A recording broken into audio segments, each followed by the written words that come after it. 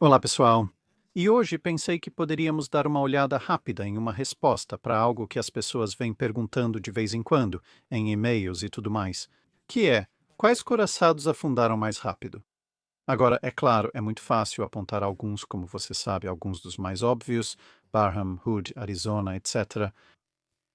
Mas eu pensei, se vamos analisar o quão durável é um navio e também saber quais armas são melhores para realmente combater um coraçado, devemos olhar para os navios que estavam esperando por um ataque e que foram então atacados por várias armas e ver quanto tempo eles realmente levaram para afundar em vez de explodir. Então, há uma lista surpreendentemente longa de coraçados que foram afundados na Segunda Guerra Mundial, mas nesta comparação analisamos o tempo necessário para afundar uma embarcação, ou seja, superar sua flutuabilidade, permitindo a entrada de muita água.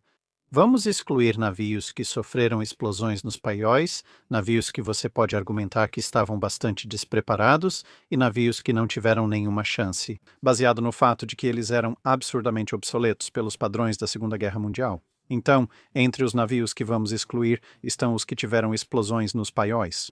Porque o que isso prova é que, sim, um navio vai afundar muito rapidamente se você detonar uma grande quantidade de explosivos dentro dele, o que não é exatamente uma revelação chocante e vai se aplicar praticamente a qualquer coisa.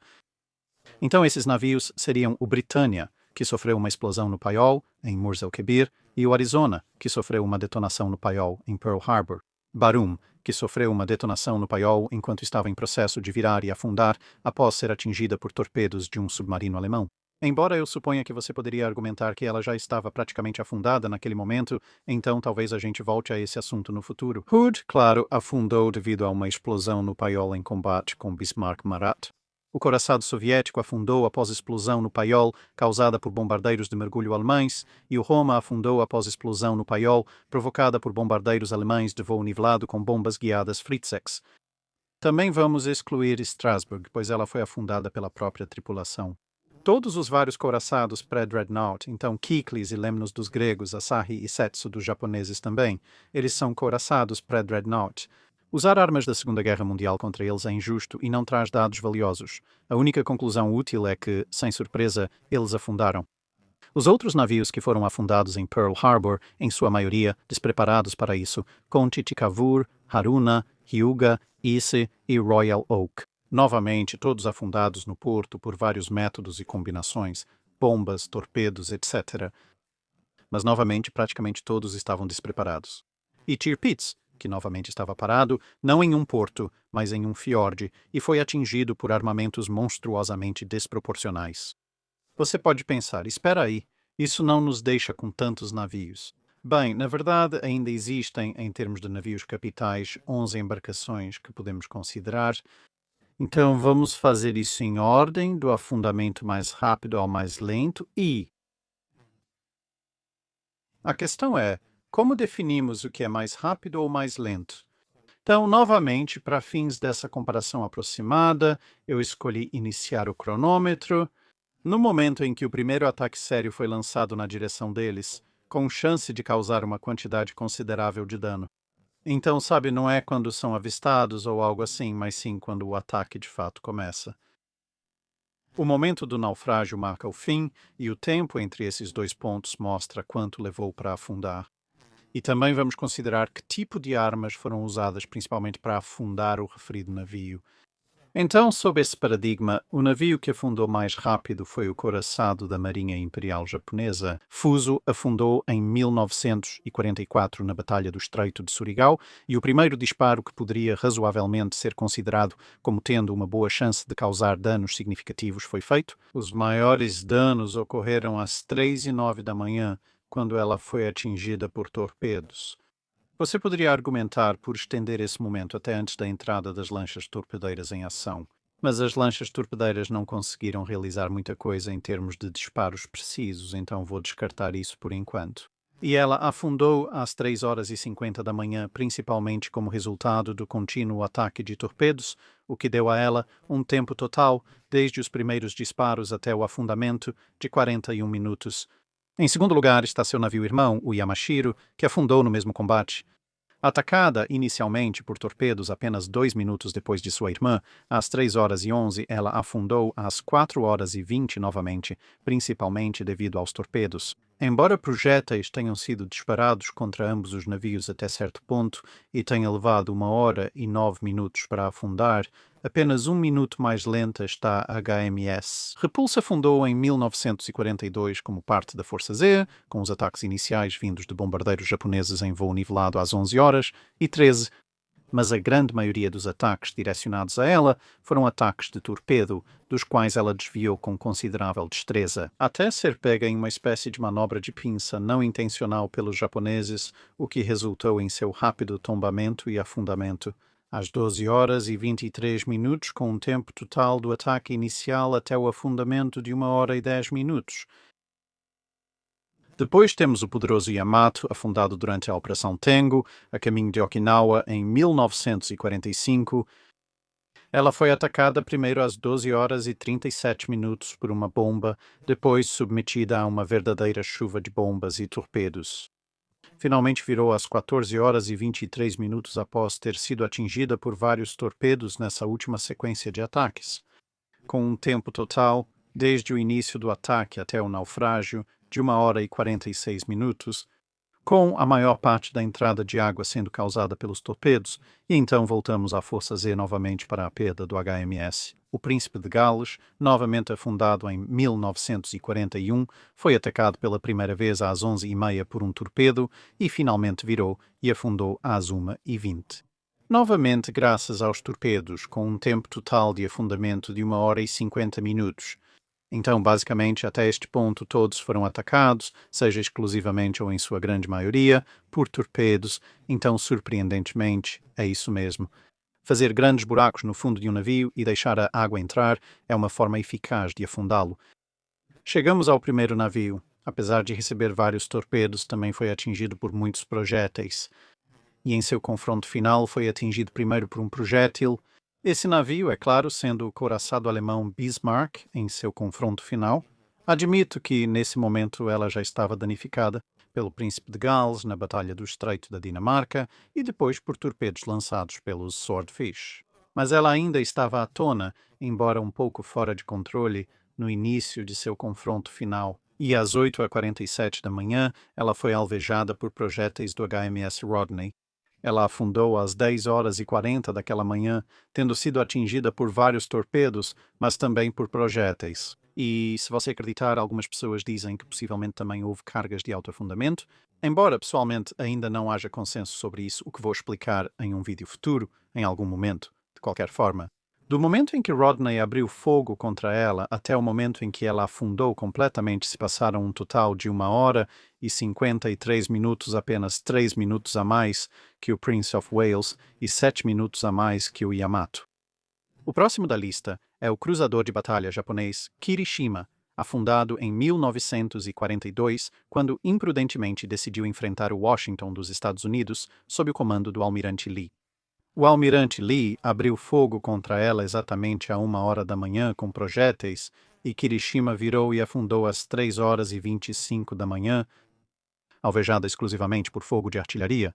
Levou um total de 2h25 para afundar, o que é 37 minutos a mais do que o Bismarck.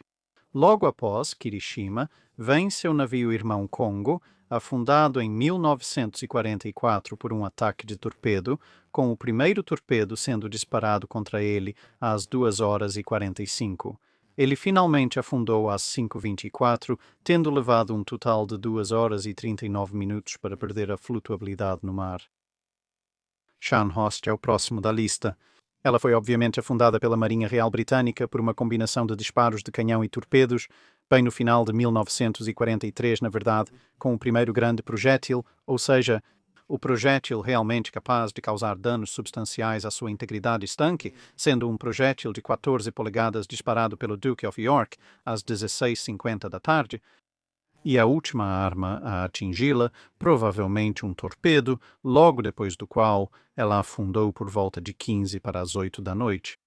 O horário exato em que ela afundou é debatido, pois estava sob uma grande nuvem de fumaça e vapor. Isso varia de 10 a 15 minutos e escolhi algo intermediário. o que dá a ela um tempo de 2 horas e 55 minutos desde a primeira grande ameaça, atingindo até finalmente afundar. E, por sinal, qualquer tempo que você use para o afundamento dela dentro da margem de erro não afeta realmente a posição dela na lista, porque mesmo o tempo mais cedo possível ainda faz com que ela fique à tona um pouco mais do que o Congo. Então, para os dois últimos navios da lista, damos grandes saltos no tempo. Primeiro temos o Musashi, afundado em 1944 na Batalha do Mar de Sibuyan por um ataque aéreo maciço, muito semelhante ao que mais tarde afundaria o Yamato. Mas graças ao fato de que ela foi atingida praticamente de todos os lados e por isso afundou gradualmente, diferente do Yamato, que foi atacado principalmente de um lado e depois virou, usando lições aprendidas com esse ataque. Embora o primeiro ataque tenha ocorrido às 10 horas 27 da manhã com uma bomba, ela só veio a virar e afundar às 19h36 da noite, sendo o último impacto provavelmente de um torpedo, levando um total de 9 horas e 9 minutos para afundar. E então, finalmente, temos Hiei, provavelmente a morte mais longa e arrastada de um navio capital na Segunda Guerra Mundial, pois ela foi afundada após a ação noturna de Callahan durante a Batalha de Guadalcanal, tendo recebido seus primeiros impactos às 1h51 da manhã por projéteis e só afundando às 20 horas, tendo sido finalmente afundada pela própria tripulação, após ser atingida por projéteis e torpedos de contratorpedeiros e cruzadores pesados americanos durante a ação noturna, e depois atacada repetidamente pela Força Aérea Cactus durante o dia, levando um total de 18 horas e 9 minutos para afundar. Então, eu acho que quando olhamos para isso, e também quando analisamos em mais detalhes os mecanismos exatos do naufrágio, ou seja, como esses navios afundaram, as principais coisas que você pode tirar disso são que fazer um navio virar e capotar faz com que ele afunde muito, muito mais rápido, porque os navios que demoraram muito mais para afundar, particularmente os dois últimos, mas até certo ponto também, Kirishima, Kongo e Scharnhorst, tenderam a afundar praticamente na vertical até quase o último minuto. Costumava haver capotamento no último minuto. No entanto, tudo que afundou mais rápido que eles, como Bismarck, Príncipe de Gales, Yamato, Repulse, Yamashiro e Fuso, são conhecidos por terem virado de lado, enquanto ainda tinham uma quantidade razoável de borda livre e então, obviamente, afundaram bem rápido depois de terem virado. A próxima coisa é que, claro, torpedos são muito melhores para fazer navios afundarem, o que novamente não foi um resultado particularmente surpreendente. Mas é muito notável que, exceto pelo Bismarck, que afundou em 1h53 minutos, todo o outro navio capital, que levou menos de 2 horas para afundar, foi atacado exclusivamente ou quase exclusivamente por torpedos. A única embarcação que foi quase exclusivamente atacada por torpedos e que demorou mais do que isso para afundar foi o Congo. E todos os outros que levaram 2 horas ou mais para afundar, é verdade que a maioria deles foi atacada por torpedos em algum momento, mas também receberam uma quantidade substancial de disparos de artilharia. Embora eu ache que há uma ressalva bastante importante a ser feita em relação a tudo isso, que é, se você quer que um navio afunde porque perdeu a flutuabilidade, claramente os torpedos são o caminho a seguir. No entanto, se você quer que um navio simplesmente exploda, entre torpedos, bombas e disparos de artilharia, os torpedos são, na verdade, pelo menos estatisticamente, a maneira menos provável de fazer isso acontecer. Porque o único navio que foi substancialmente ou de alguma forma atacado por torpedos e sofreu uma detonação do paiol foi justamente um daqueles da nossa lista inicial de exclusões, o Barham, e mesmo assim, os paióis dela não explodiram como resultado direto dos impactos dos torpedos. Ela estava virando e afundando, e outra coisa fez com que esses paióis explodissem. Embora, obviamente, a única coisa que a atacou foram os torpedos. Porta-aviões e outros navios atingidos por torpedos explodiram por detonações diretas nos paióis, mas aqui tratamos apenas de navios capitais. Se olharmos para todos os outros navios que sofreram explosões nos paióis, pelo menos em termos de navios capitais da era dos Dreadnoughts, e mais tarde o Arizona, o Marat e o Roma foram todos atingidos por vários tipos de bombas, e o Hood e o Britannia foram atingidos por fogo de artilharia. O Britannia, ironicamente, foi atingido pelo Hood. Espero que tenha achado interessante este breve trecho sobre naufrágios. Se gostou, comente abaixo se acredita haver outra forma de medir o tempo entre o início do combate sério e o naufrágio. Deixe sua opinião nos comentários. Se quiser um resumo semelhante para todos os navios destruídos por explosões no paiol, explicando a mecânica de cada um, posso analisar isso também. Nos vemos em breve em outro vídeo. Até mais.